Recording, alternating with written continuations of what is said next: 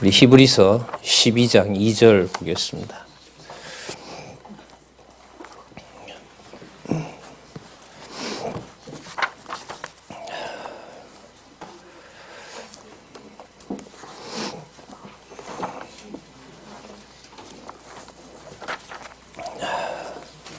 제가 읽겠습니다. 믿음의 주요 온전케 하시는 이인 예수를 바라보자. 저는 그 앞에 있는 즐거움을 위하여 십자가를 참으사 부끄러움을 개의치 아니하시더니 하나님 보좌 우편에 앉으셨느니라. 여러분, 이 요절은 히브리서의 요절이죠. 그죠? 네. 예. 이 야고보서 요절도 한번 찾아보겠습니다. 조금 전에 읽으셨던 본문에서요, 예수가 어떤 분이신지를 생각을 하시면서 야고보서의 요절을 보도록 하겠습니다. 1장 27절입니다.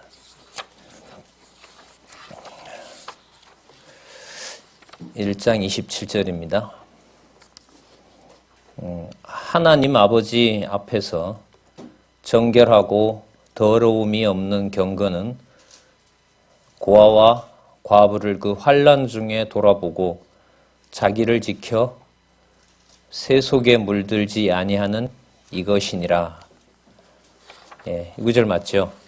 예, 우리 하나만 더 찾아볼게요. 베드로 전서 요절 한번 찾아보겠습니다.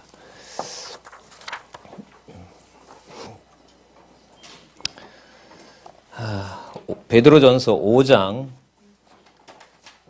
8절에서부터 9절까지입니다.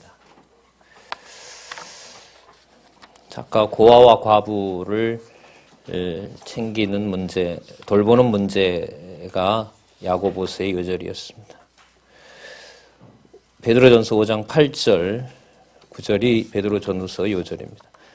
근신하라 깨어라 너희 대적 마귀가 우는 사자같이 두루 다니며 삼킬 자를 찾나니 너희는 믿음을 굳게 하여 저를 대적하라.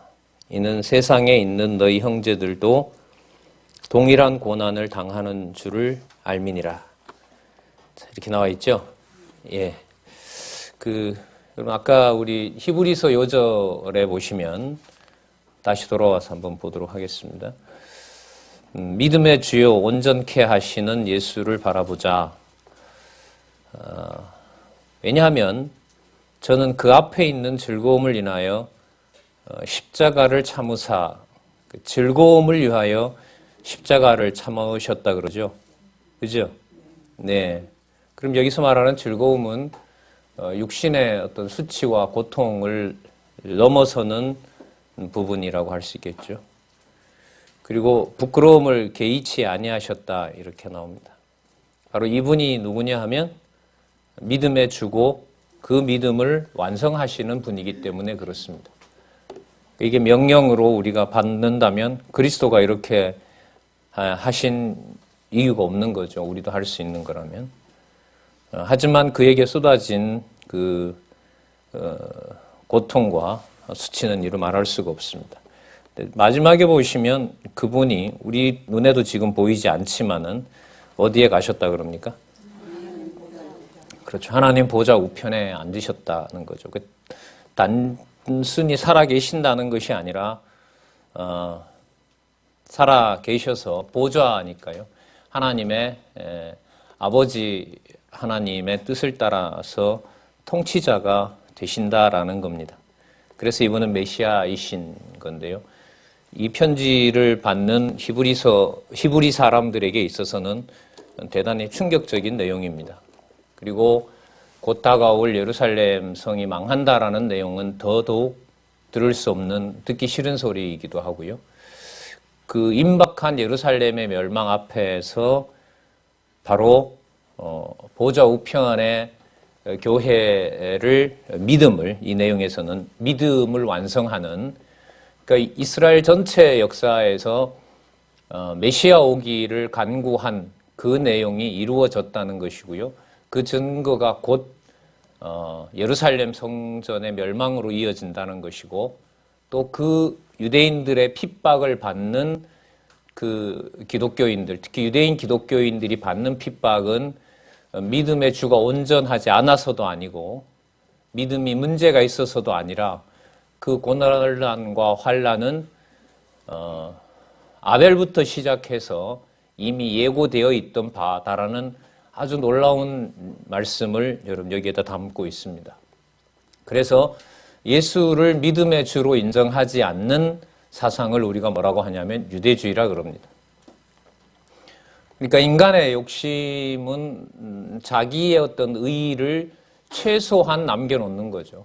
그래서 온전하고 완전하게 하신 믿음의 주 되신 예수 그리스도를 인정할 수 없게 하는 것이 인간의 욕심이고 죄성이라고 할 수 있습니다. 그래서 이 여절로부터 우리는 히브리서의 전체 주제를 우리가 한번 생각해 봐야겠죠. 무엇에 대한 경계죠? 예, 유대주의에 대한 경계 이렇게 할 수 있습니다. 자, 이렇게 시작해서 아까 야고보서에 읽었던 말씀을 한번 보면 야고보서 1장 27절에 여러분 이걸 염두에 두시고 야고보서를 보시기 바랍니다.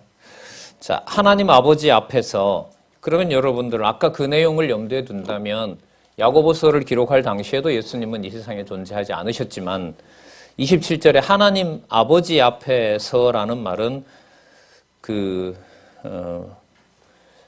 예수 그리스도가 머리 되신다고 한다면 이 지상에서 비록 고아와 과부를 환난 중에서 돌아본다는 그 행동이 일어난다 하더라도 그것은 어디에 속한 행동이 될 수 있습니까? 이 세상에서 일어나는 일이지만 보좌 우편에 계신 누구의 명을 따르게 하는 아버지 보좌 우편에 앉아 계신 아까 믿음의 주이신 누구를 그렇죠. 예수 그리스도를 따르도록 하는 행동이 되는 겁니다. 가볍게 볼 일입니까? 아닙니까? 그러니까 지극히 작은 자 하나라도 내가 끝까지 챙기시겠다고 하셨던 예수 그리스도의 언약이 사실상 여기서 이루어진다고 우리는 생각할 수 있는 거죠. 오늘 이제 요절로 시작하는 이유가 그 요절은 해당되는 내용의 의미의 주제입니다. 의미이고 주제죠. 맞죠? 그러니까 아까 히브리서 12장 몇 절이었죠? 예? 2절 말씀이 유대주의에 대한 경계를 나타내는 요절입니다. 그러니까 그 요절을 중심으로 해서 유대주의에 대한 설명을 이 책은 하고 있다는 겁니다. 그래서 여러분들 우리 교재 참조하도록 하겠습니다. 박용기 성경강론 17권 우리가 9068페이지부터 교회 투쟁을 통한 성취 히브리서부터 오늘 유다서까지 내용을 정리해 가도록 하겠습니다. 첫째 시간에는 유대주의에 대한 배경을 말씀드리겠습니다. 그리고 둘째 시간에는 야고보서부터 베드로후서까지 세속주의에 대한 배척을 살펴볼 거고요. 식사하신 다음에 요한일서부터 유다서까지 적그리스도에 대한 여기가 배척이죠. 죄송합니다. 아까 세속주의에 대한 배격이 맞고요. 적그리스도에 대한 배척을 오늘 세 번에 걸쳐서 마침 이렇게 또 세 단락으로 나와 있습니다. 그래서 유대주의에 대한 경계 다음에 세속주의가 무엇인지를 살펴볼 겁니다. 이게 이제 연결이 되는 거죠. 아까 믿음의 주요 온전케 하신 하나님 보좌 우편에 계신 주 예수 그리스도께서 유대주의를 배척하는 주가 되시는 겁니다. 하게 하시는 능력을 가지고 계시고요. 그 다음 두 번째 그 결과가 뭐냐면 세속주의를 가까이 오지 못하도록 배격하는 내용이 야고보서와 베드로 전후서입니다. 철저하게 연결이 되어 있습니다. 우리 아까 베드로 후서 전후서 요절까지 읽었잖아요. 그죠? 예, 베드로 후서에 우리가 요절을 생각하신다면은 그 싸움은 사실상 만만치 않습니다. 우는 사자들이 다시 한번 본문 볼까요? 너희 대적 마귀가 우는 사자같이 두루 다니며 삼킬 자를 찾나니 믿음을 굳게 하여 저를 대적하라. 그 다음에 보면, 왜냐하면 세상에 있는 형제들도 뭘 받았다 그러죠? 그럼 이게 고난 받는 문제였어요. 마귀 대적하는 문제가 결국은 뭐냐 하면 심판은 일단 유보되어 있고요. 그리스도가 오실 때까지. 성도들에게 나타나는 적그리스도에 대한 사자에 대한 배격은 현상적으로는 뭘로 나타나냐 하면 뭐로 나타나요? 고난으로 나타나는 겁니다. 그러니까 싸우라는 말인지 죽으라는 말인지가 인간적으로 보면 모호해지는 거죠. 아까 믿음의 주가 온전케 하신 주가 그리스도라고 아까 하셨다면 일반적으로 생각할 때 그 투쟁은 세상에서 이겨야 되는 거잖아요. 그죠? 근데 고린도 전후서의 요절로 본다면 어떤 일이 생긴다는 겁니까? 이 세상에 있는 형제들이라면 뭘 받을 수밖에 없다는 거예요? 그죠? 고난을 받을 수밖에 없다는 내용이 여러분들 이 베드로 전후서의 내용이었습니다. 나온 김에 우리 더 보도록 할까요? 요한 1, 2, 3서의 요절이 요한 1서 2장 4장 3절인가요? 예, 4장 3절 한번 보도록 할게요. 자, 여러분들 우리 이게 공부해 나가는 그 훈련이나 방식을 저희들이 지금 이 강론집 그 공부를 통해서 성경대로 읽어 나가는 저희들이 그 방법을 익히고 있다고 여러분들 생각을 하시고서요. 한번 살펴보도록 그렇게 하겠습니다. 예수를 시인하지 아니하는 영마다 하나님께 속한 것이 아니니 이것이 곧 무엇이라? 적그리스도라. 적그리스도라는 말이 나오잖아요. 아까 베드로 전후서에 그 거룩한 생활을 권고하고 또 거짓 진리를 배척하는 내용과 관련해서 동일한 고난을 성도들이 받는다는 말씀 아까 나왔죠. 그죠? 그러면 여기서 말하는 이 적그리스도를 소개한다고 하는 것도 이미 적그리스도의 영을 배척하는 문제는 고난과 함께 동반된다는 사실을 알려줍니다. 그걸 보시면 여러분 그리스도가 죽으신 것이 적그리스도, 자신을 반대하는 세력한테 비참하게 죽음을 당하신 건가요? 아니면 승리하신 건가요? 확실해요? 네. 진짜 천국이 이루어질 것 같습니다. 진리 성경신학으로 성경을 하나님의 말씀으로 증거하다가 당하는 그 수치스러움이 그게 적그리스도가 심판받는 현장으로 받아들여진다면 지상에서 계시록은 앞으로 올 세상이기 때문에요. 유다서까지 모든 내용들이 지상에서 이루어진다는 확신을 가질 수가 있겠죠. 나온 김에 유다서까지 한번 살펴보도록 하겠습니다. 자, 적그리스도의 영을 대적하는 일이 형제들을 더욱 사랑하는 걸로 간다는 거죠. 그러니까 고아와 과부를 고난 가운데서 챙기는 것이 적그리스도의 회방 속에서 이루어진다는 겁니다. 그죠? 그 다음에 유다서에 여러분 가보시면요. 그 적그리스도에 대해서 분명히 그 결론을 얘기를 하고 있죠. 1장 4절이죠. 예, 유다서 1장 4절에 보시면 그 적그리스도에 대해서 이는 가만히 들어온 몇 사람이 있습니다. 어디에 들어와 있을까요? 교회에 들어와 있죠. 교회에 들어와 있습니다. 자, 그걸 여러분 창조 때부터 그렇게 하셨다는 내용이 유다서 내용입니다. 창조부터 시작해서 요한계시록에도 이 문제를 다루고 있죠. 자, 이는 가만히 들어온 몇 사람이 있습니다. 저희는 옛적부터 이 판결을 미리 받기로 어떻게 됐어요? 기록되어 있습니다. 그러니까 예정하신 대로 작정된 대로 적그리스도가 교회 안에 들어오도록 하셨다는 겁니다. 경건치 아니하여 우리 하나님의 은혜를 도리어 세격거리로 바꾸고 방탕한 요소로 삼는다는 거죠. 홀로 하나이신 주제, 곧 이 홀로 하나이신 주제는 사실 이 수식어가요, 하나님에게 붙습니다. 그런데 곧 이러면서 누구를 지칭합니까? 우리 주 예수 그리스도를 부인하는 자라, 이렇게 됩니다. 그러니까 그 1장 4절을 좀 신학적인 문제를 먼저 거론을 하면요, 여기에는 삼위 하나님, 영원하신 삼위 하나님에 대한 부정을 교회에 들어와서 전면적으로 이간질 하고요, 진리를 왜곡하는 자들이 바로 누구냐 하면 적그리스도라는 사실입니다. 그러면 이 유다서 앞부분에 무슨 내용이 있었냐면 베드로 전후서가 있었죠. 그죠? 예, 적그리스도 마귀를 대적하는 문제가 있었는데요. 그 앞부분으로 다시 돌아가서 야고보서에는 동일한 고난 속에서 그 형제들을 챙기는 문제와 연관이 되죠. 그 요한 1, 2, 3서가 바로 형제들을 대면하고 싶도록 사도들로 하여금 진리의 말씀으로 교제하게 하는 내용이 요한 1, 2, 3서로 끝나는 겁니다.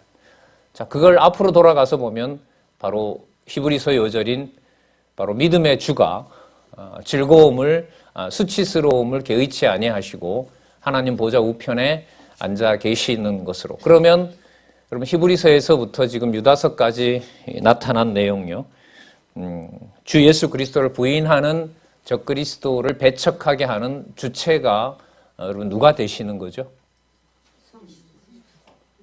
그리스도가 되시는 거죠. 그러니까 히브리서 요절로 다시 돌아가는 겁니다. 맞죠? 믿음의 주요, 그 믿음을 온전케 하시는 주인 예수 그리스도, 그가 부끄러움을 개의치 아니하시고 즐거움으로 받아들이셨고 그분이 부활 승천하셔서 아버지 보좌 우편에서 왕노릇하고 계신 겁니다. 그러면 여러분 교회 관계에서 진리의 말씀으로 권면하고 가르치는 일이 살아계신 교회의 머리 되신 그리스도의 투쟁을 뭐하는, 성취하고 보여주는 현장이 되는 거죠. 그러니까 투쟁에서는 교회의 의미가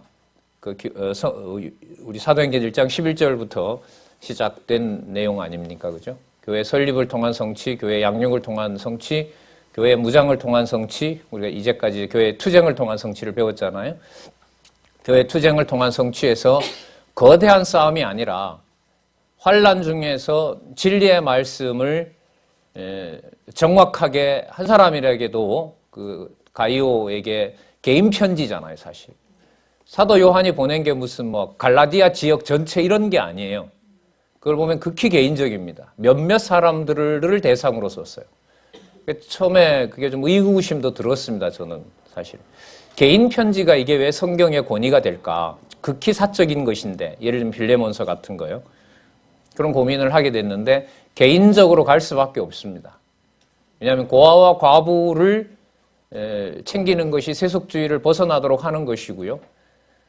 한 가정이나 대규모 군중이나 그리스도에게는 별 차이가 없는 겁니다. 오히려 지극히 작은 자 하나라도 잃어버리지 않겠다고 하셨던 대로 사도 요한을 마지막 남겨두고 가정에, 그러니까 우리가 살펴봤지만 가정교회 얘를 단위로 해서 챙기도록 하는 것이 바로 그리스도의 또 교회의 무슨 내용이다?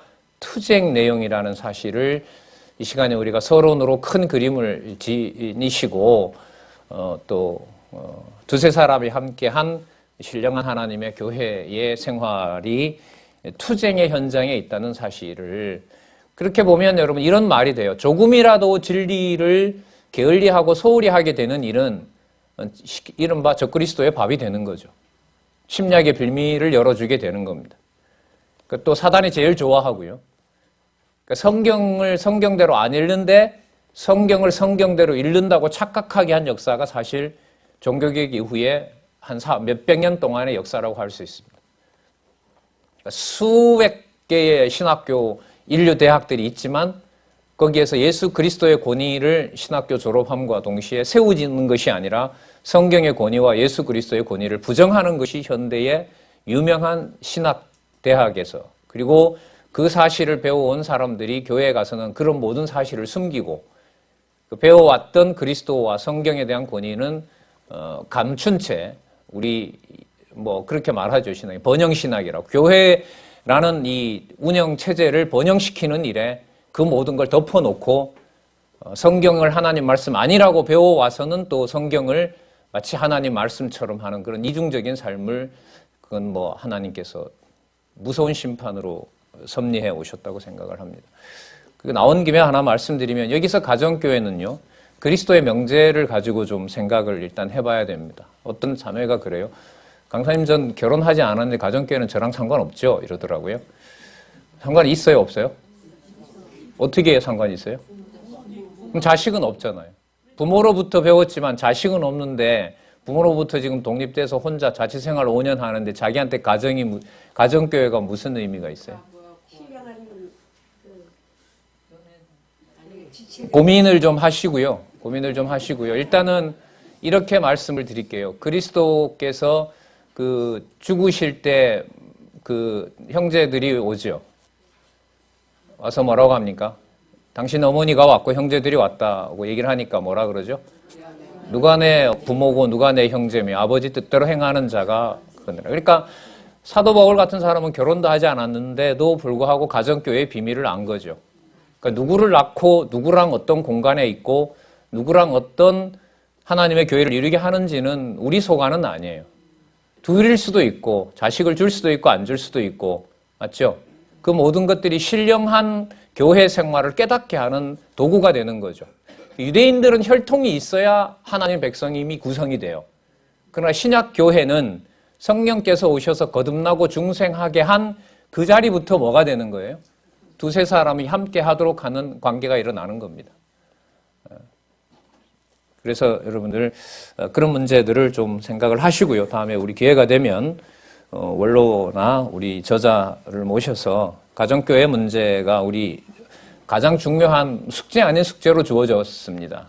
그래서 이 문제를 좀 더 심도 있게 논의하는 그런 자리가 됐으면 좋겠습니다. 자, 여러분 9068페이지로 가셔서 그렇다면 우리 제4장 교회 투쟁을 통한 성취 내용을 한번 살펴보도록 그렇게 하겠습니다. 자, 9068페이지 성경 강론 박용기 저 성경 강론 17권 9068페이지에 가시면 제4장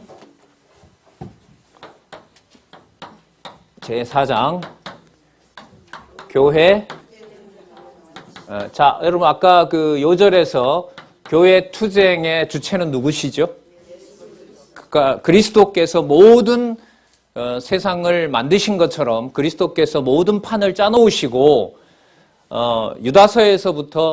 히브리서에서부터 유다서까지는 교회 뭐와 관련해서 그렇죠. 교회를 세워주셨고 그 교회로 하여금 투쟁하게 하는 것을 통하여 살아계신 당신이 하나님의 아들 메시아임을 부활승천하셔서 아버지 우편에서 바로 그분이 구약에 언약하시고 창세전에 언약하셨던 바로 그 메시아임을 증거합니다. 그래서 교회 투쟁을 통한 바로 그 부활승천하신 분이 누구임을 그리스도이심을 성취하는 내용을 누가 오셔서요? 누구를 통해서요? 성령에 의해서 성취하는 내용입니다. 이 내용을 우리가 사도행전 1장 12절에서부터 이제 계시록까지 살펴가는 과정에 저희들이 4장 내용을 살펴봤죠. 히브리서에서부터 유다서까지 이걸 이제 우리가 크게 세 가지 주제로 한번 살펴보도록 하겠습니다. 제1절 뭐에 대한 히브리서지요? 예, 유대주의에 대한 경계 내용입니다. 이걸 아까 요절을 살펴봤죠. 몇 장 몇 절이었어요? 12장 2절. 자, 왜 쓰냐 하면 이 요절이 바로 이걸 반영해 줘야 되기 때문에 그렇습니다. 이게 진짜 공부하는 방법이에요. 예. 자, 그 다음에 제2절 야고보서에서부터 베드로 후서까지죠. 여기에는 세속주의에 대한 배격이 나타나 있고요. 자, 요절이 야고보서 1장 27절과 그 다음에 베드로 후서 전서 5장 5장 8절에서부터 9절까지 나타나 있었습니다. 그 다음 제3절. 자, 요한 1서에서부터 유다서까지 내용이, 자, 적 그리스도에 대한 배척. 자, 요절이 요한 1서 4장, 맞아요. 4장 3절 이렇게 나타나 있습니다. 유다서 내용이 있죠. 자, 유다서 1장 4절 이렇게 되어 있습니다. 두 개는 좋죠. 이걸 더 설명할 수 있는 풍부한 재료가 되기 때문에. 자, 어쨌든 여러분들 이 개념을 생각하시면서 또 이 요절들을 같이 기억을 하시면서 이제 내용들을 한번 따라가 보도록 그렇게 하겠습니다. 자, 먼저 그 히브리서 교회 투쟁을 통한 성취의 내용에 나타난 구약의 근거가 창세기부터 에스더서까지입니다. 그게 섭리를 통한 언약이죠. 그러면 이제 이 주제가 교회 투쟁을 통한 성취이기 때문에 창세기에서부터 에스더서까지 내용을 어디에 초점을 맞춰서 보는 거예요? 장차 그리스도가 오셔서 세워주시는 교회가 뭐 하게 하시는, 뭐를 대상으로? 유대주의에 대해서 이렇게 되는 거죠. 유대주의에 대해서. 자, 이게 참 무서운 거죠, 사실. 왜 무섭냐 하면 그렇게 메시아를 기다려왔던 유대주의가 메시아를 받아들이지 않게 해놓은 상태에서 그것과 싸우게 하는, 그러니까 동적으로 보면 내부 분열이에요. 그러니까 그리스도가 유대인으로 오셨잖아요. 맞죠? 그런데 누구로부터 대적을, 죽임을 당하시죠? 유대인들로부터 당하는 거죠, 사실. 이스라엘이 앞으로 이제 어떻게 성경신학과 연관해서 일어나게 하실지가 굉장히 중요한 전 관심이라고 봐요. 작년 10월에 이제 번역이 돼서 유대주의의 본토인 유대 땅으로 갔는데, 이스라엘 땅에 갔는데, 그 이후로는 뭐 어떤 내용을 아직 듣지는 못했습니다. 일어나고 있겠죠, 어딘가에서. 자, 그 다음에 그 유대주의는 유대주의로 끝나는 것이 아니라 가장 하나님 여호와를 가장 많이 부르는 그들이 바로 누가 된다는 거예요? 뭐가 된다는 거죠? 이것도 진짜 두렵고 무서운 사실이죠. 그러니까 세속주의는 어디 바깥에 일어나는 것이 아니라 이 맥락으로 보면 여호와를 가장 많이 불렀던 유대주의 그들이 바로 뭐가 돼요? 세속주의가 돼요. 그러니까 공부만 하면 된다, 머릿속에 그냥 지식만 넣으면 된다, 이게 아닙니다. 그렇게 안 하시겠다는 것이 투쟁의 내용입니다. 성경을 여러분 통째로 외우는 사람들이 많아요, 세계에는. 어렸을 때부터. 그러나 그 성경을 통해서 진리 싸움의 투쟁의 주체가 그리스도가 되도록 믿어지는 문제는 다른 문제예요. 공감하시죠? 공감하는 문제가 아니라 우리가 이 주제에는 바로 그걸 밝혀주고 있기 때문에 그렇습니다. 자, 이렇게 보시면 돼요. 그런 여호와의 이름을, 주 예수 그리스도의 이름을 가장 많이 부르면서도 그게 뭐로 가버려요? 세속주의로 가고, 바로 그 속에 무슨 일이 벌어져요? 그래서 여러분들 여기 베드로 전서도 그렇고요, 유다서, 요한 1, 2, 3서에도 가면, 또 요한 계시록에도 가면 적 그리스도는 반드시 어디에 있어요? 교회로부터, 여기로부터 나간 곳에 바로 적 그리스도가 있어요. 그렇다면 가르치는 자, 전달해 준 자의 진리의 말씀을 제대로 듣지 못하게 하면 투쟁에서 패배할 수밖에 없죠. 맞죠? 예, 패배하는 모습으로 가서 교회가 승리하도록 하신다는 내용이, 우리가 이 내용이 끝나고 다음 시간부터 살펴볼 바로 교회 승리를 통한 투쟁입니다. 그러니까 승리라는 게 여러분 좋은 것이 아니라요, 지금 이 과정이 전부 교회에서 이루어지는 내용이기 때문에 바깥으로에서 보면 완벽하게 교회 모습을 갖추고 있어요. 유대주의도 그렇고 세속주의도 그렇고 또 적그리스도도 그렇고. 그러니까 그 가운데서 그리스도께서 어떻게 교회로 하여금 승리하게 하시는지 내용이 다음 시간입니다. 그래서 이 내용을 그냥 우리가 인간적으로 생각하기에 이거 다 없애고 승리시키는구나, 이런 맥락이 아니에요. 이건 성경 본문에 들어가서 그 흐름을 따라가지 않으면은 이 내용은 그냥 이런 거 다 없애는 거구나 이거밖에 되진 않아요. 그러니까 투쟁했으니까 승리가 오겠지 이게 아니라 내용에 직접 들어가셔 보시면은 투쟁을 우리가 할 수도 없을 뿐만 아니라 무엇을 보장한다는 것도 결코 불가능하다? 그렇죠.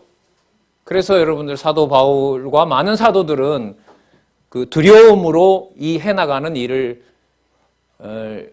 실제로 겪도록 하는 거죠. 그리스도가 이걸 겪으면서 승리를 하신 거죠. 아버지에게 버림받으면서 시편의 내용을 이루시잖아요. 아버지 어찌하여 나를 버리셨나이까 라고 하는 내용을 히브리서는 즐거움으로 참고 아버지 우편에 앉으셨다고 말씀하신 것처럼 그 그리스도가 만약에 당하지 않았으면 그리고 그걸 즐거움으로 아버지 앞에 완벽한 제사로 단번에 드리는 그 제사 사역이 아니었으면 어느 누구도 보장할 수가 없는 상황으로 몰아가는 것이 여러분들 이 투쟁과 앞으로 나오는 교회 승리 부분이에요. 승리 부분은 그리스도의 우편에 계신 부분을 놀랍게 묘사를 하는 걸로 시작을 하죠. 물론 아시아 7교회의 주인 되신 걸 소개하고요. 그리스도의 영광과 능력을 얘기하고 그 다음에 19장의 승리가 나타날 때까지는 교회가 처참하게 짐승 권세와 음녀 권세에게 유린당하는 내용이 나타납니다. 그건 표면적으로 보면 인간이 또 피조물이 하나님의 교회에 뭐가 될 수 없다. 승리가 될 수 없다는 겁니다. 그래서 여러분들 교회 이 투쟁의 맥락에서 우리가 살펴봤지만은 요한 1, 2, 3서에 나타난 가장 가까이 있는 그 자매라고 나오죠. 자매의 딸이니까요. 그러니까 자기 자녀 한두를 함께한 아까 가정교회의 의미를 신령한 의미로 놓고 봤을 때요. 함께하도록 한 형제들 그들 속에서 적그리스도에 대한 빌미를 주게 되면 이미 그것은 뭐라고 할 수 있어요? 투쟁에서 지게 된다는 아주 엄격한 부분이 있는 거예요. 그러니까 사도 요한 입장에서는 한 사람이라고 해서 소홀히 하면 돼요? 안 돼요? 그러니까 한 사람은 소홀히 하고 여러 사람은 소홀히 안 한다면 그게 벌써 어디에 들어가 있게 돼요? 그게 뭐예요? 그게 세속주의예요. 세속주의예요. 그래서 저는 교회 생활이 저는 좋고 저 인간적으로 이거보다가는 이 투쟁 부분을 보면 저는 사실 좀 겁난다 그래야 되나요? 두렵고 떨리고 교회라는 말을 담기가 참 이게 쉽지가 않다라는 말이 듭니다. 왜냐하면 내 기준대로 얼마든지 정당화할 수 있는 말들을 할 수 있거든요. 근데 그때 보면 벌써 교회 관리와 투쟁의 주체는 누가 돼버려요? 내가 될 수밖에 없어요. 언어로 표현하면 거기에는 반드시 교회의 판단자가 내가 되어버리는 겁니다.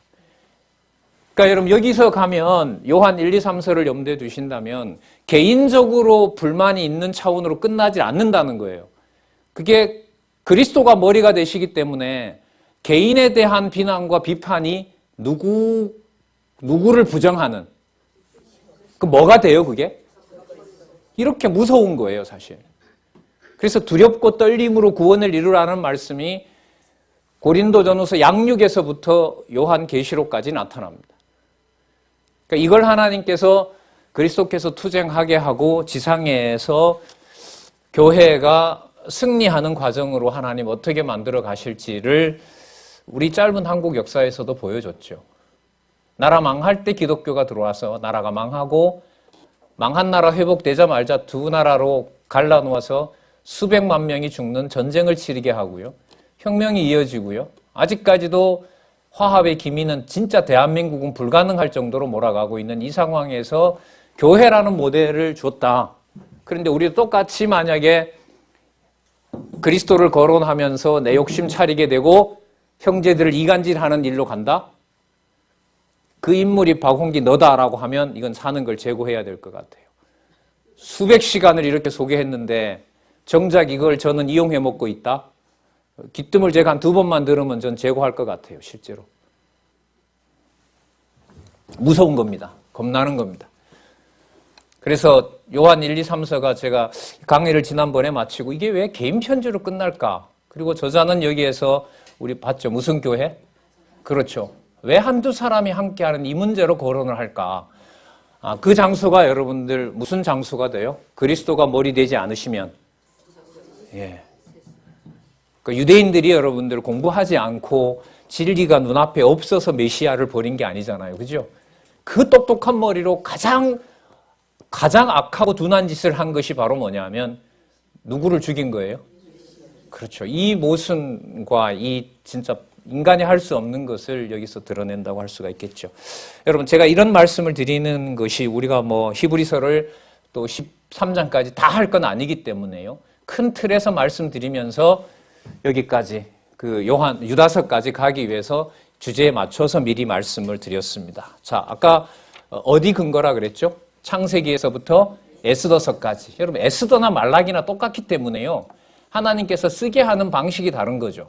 창세기부터 에스더서까지 맥락은 섭리를 통해서 3대 언약이 이루어지고 회복되는 과정에서 메시아를 언약하는 내용이 섭리를 통한 언약이고요. 주로 찬양을 통한 언약의 기록은 모세 때부터 시작해서 솔로몬에 끝납니다.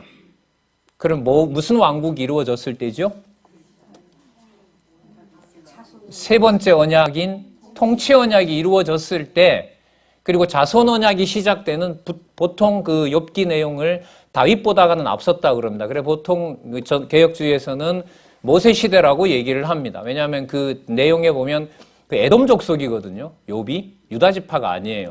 에돔 지방에 있었던 동방의 의인이고 친구들이 다 에돔 족속이었기 때문에 에돔 족속으로 보면 여러분 아브라함 이후죠.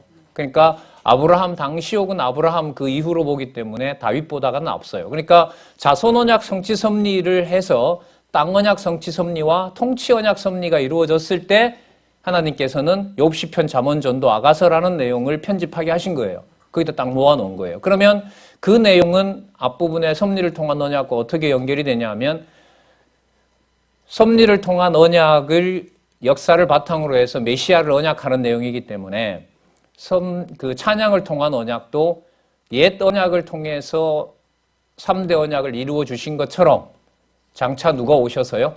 메시아가 오셔서 3대 언약을 반드시 이루어 줄 뿐만 아니라 그 메시아가 세우는 나라가 전능성에서부터 자비성임을 아가서까지 보여주고 있는 거예요.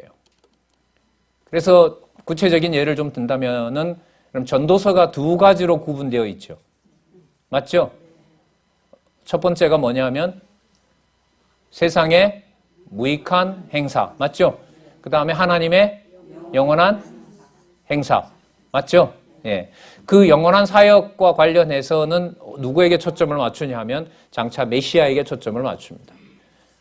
그리고 아가서 같은 경우에는 조건 없는 사랑, 불변의 언약. 그죠? 조건 없는 언약, 불변의 사랑 이렇게 돼 있잖아요. 그 부분도 앞부분이 모형이라면 뒷부분이 바로 메시아 언약입니다. 선지서는 더하죠.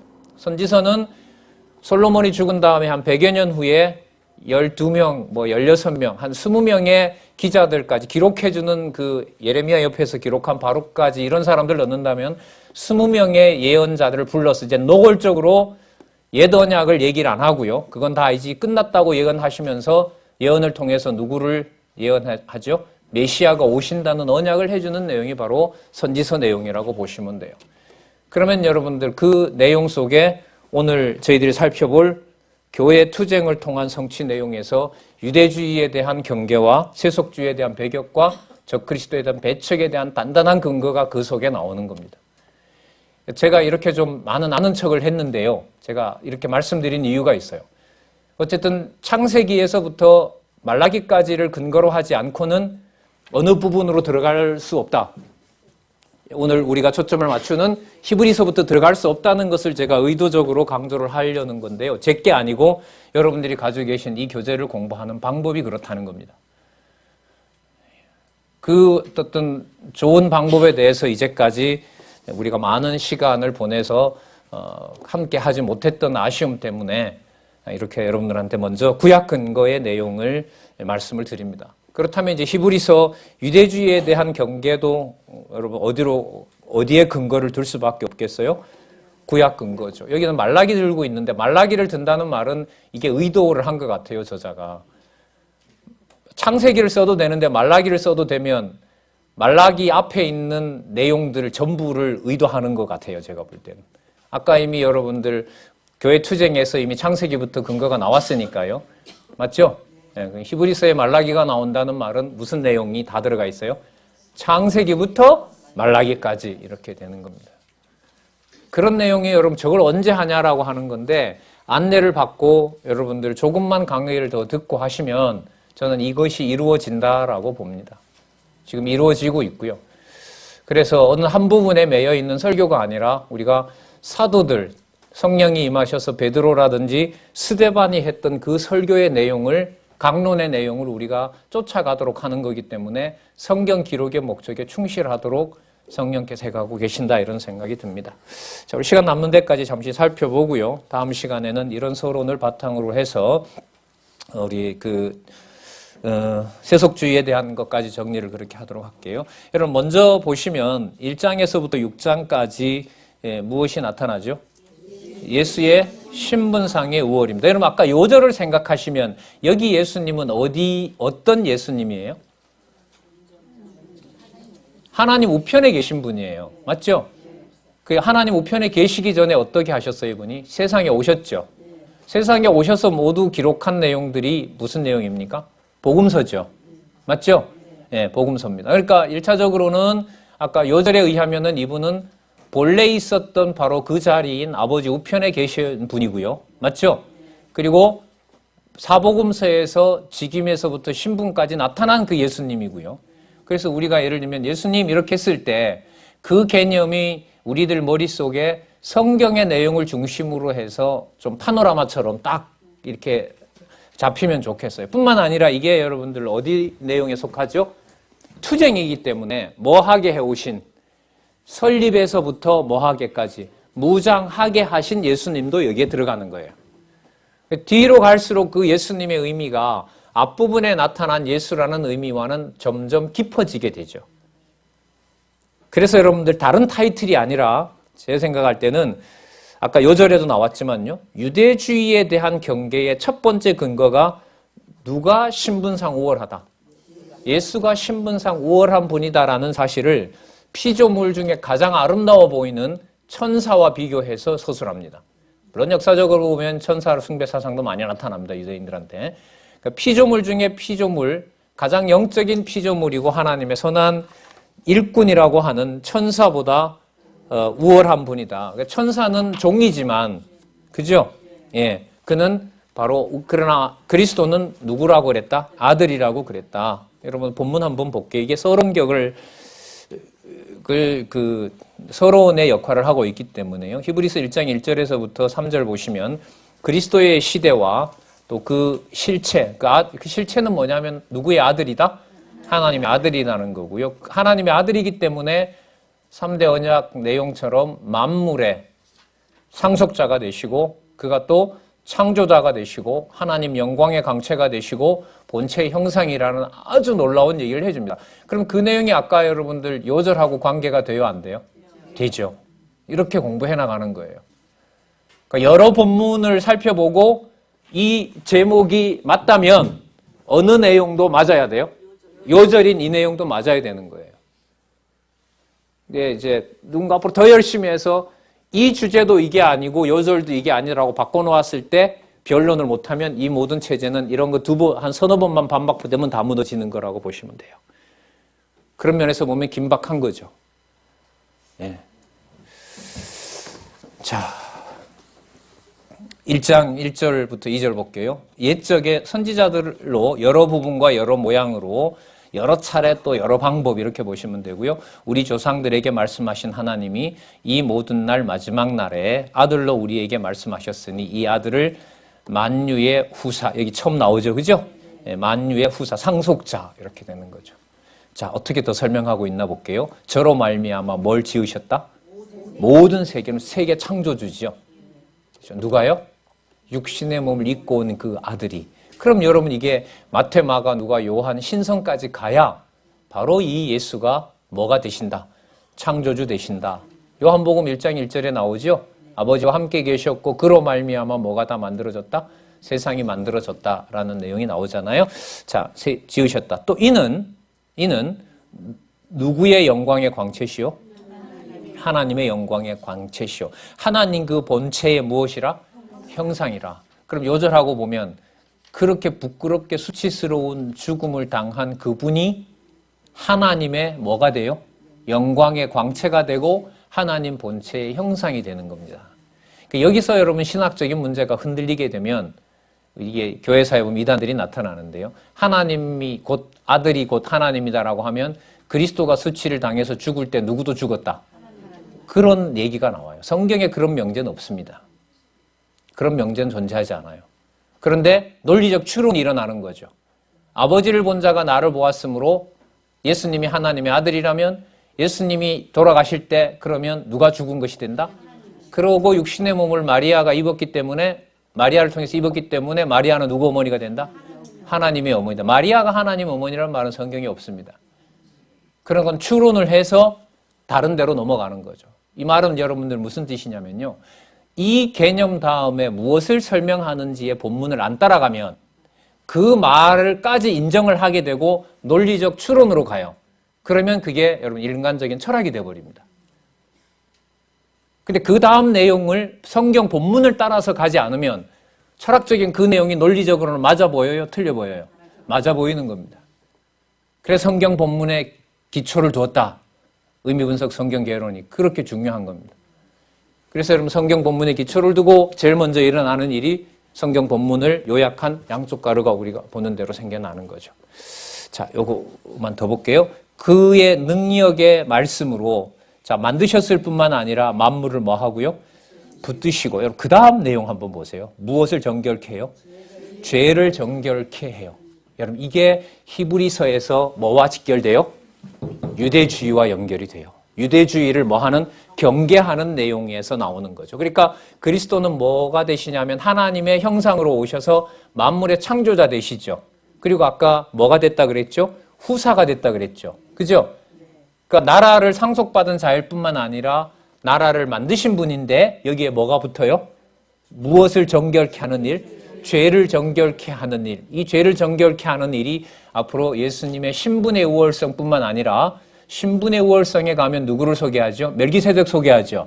그래서 7장으로 넘어가서 사역의 우월성을 말할 때 멜기세덱을 왕으로도 소개하고 뭐로도 제사장으로도 소개하고 또 말씀을 전하는 선지자라는 삼직으로 연관을 시켜서 그리스도가 가진 우월성을 얘기하고 11장부터 바로 이러한 예수 그리스도가 머리 대신 복음을 따르는 것이 뭐하다? 우월하다. 다른 어떤 것과 비교할 수가 없다. 이렇게 해서 여러분들 이 경계 내용으로 흘러가게 됩니다. 자, 그러면 읽으셨던 이 서론을 바탕으로 해서요. 히브리서에 나타난 예수님의 이미지를 육신의 몸을 입고 대충은 아니겠지만은요. 단지 육신의 몸을 입고 와서 피 흘리신 이런 구속의 이미지로 이 히브리서를 볼 수가 없다는 사실 그렇게 보시면 안 되죠. 이미 그게 주제는 아니기 때문에 히브리서에. 자, 그 내용을 우리 잠시 한잔 하시고요.